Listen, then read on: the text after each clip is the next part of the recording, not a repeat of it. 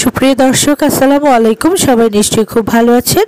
আজ আবারও আপনাদের সামনে খুবই মজার একটি রেসিপি নিয়ে হাজির হয়েছি। আমাদের আজকের রেসিপি খাসির মাংসের ঝোল রেসিপি।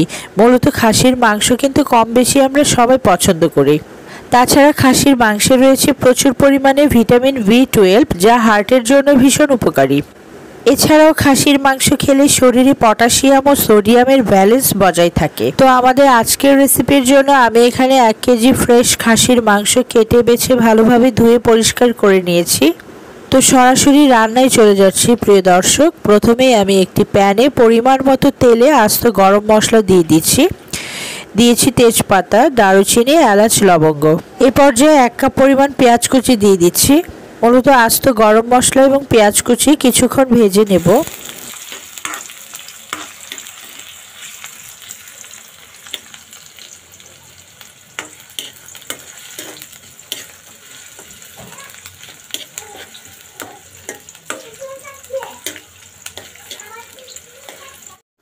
এ পর্যায়ে পেঁয়াজ কিছুটা ব্রাউন হয়ে এলে দিয়ে দিচ্ছি 2 টেবিল চামচ আদা বাটা এবং 1 টেবিল চামচ রসুন বাটা।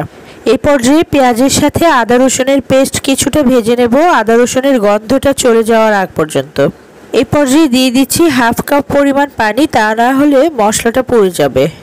এবার দিয়ে দিচ্ছি স্বাদ মতো লবণ, দিয়ে দিচ্ছি হলুদ গুঁড়ো 1 টেবিল চামচ, মরিচ গুঁড়ো 2 টেবিল চামচ এবং ধনে গুঁড়ো 1 টেবিল চামচ। এ পর্যায়ে দিয়ে দিচ্ছি ভাজা জিরে গুঁড়ো এবং গরম মশলা 1 টেবিল চামচের মতো। দিয়ে দিচ্ছি জয়ফল জয়ত্রী গুঁড়ো 1 টেবিল চামচের মতো। এ পর্যায়ে দিয়ে দিচ্ছি মৌরি এবং মেথি গুঁড়ো 1 টেবিল চামচ। এ পর্যায়ে আরও কিছু পানি অ্যাড করে মশলাটাকে ভালোভাবে কষিয়ে নিচ্ছি।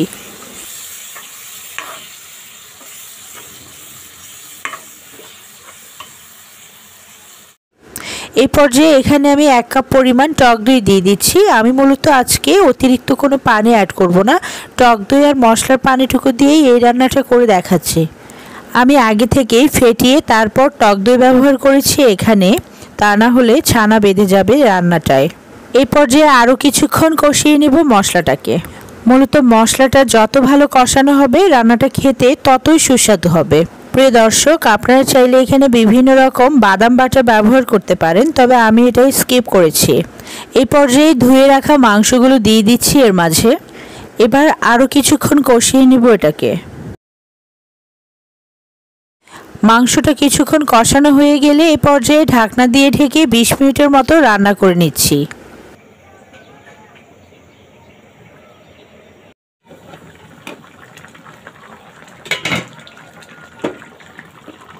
এই পর্যায়ে কিউব করে কেটে রাখা আলুগুলো দিয়ে দিচ্ছি। এই পর্যায়ে আলুর সাথে মাংসটা আরও 10 মিনিটের মতো রান্না করে নেব। সুপ্রিয় দর্শক, খাসির মাংসের ঝোল এক একজন এক এক রকম করে রান্না করেন, তবে আমি খুবই সহজ পদ্ধতিতে আজকে খাসির মাংসের ঝোলটা রান্না করে দেখাচ্ছি। সুপ্রিয় দর্শক, এমন সহজ এবং মজার সব রেসিপি পেতে আমার চ্যানেলটি অবশ্যই সাবস্ক্রাইব করে রাখুন।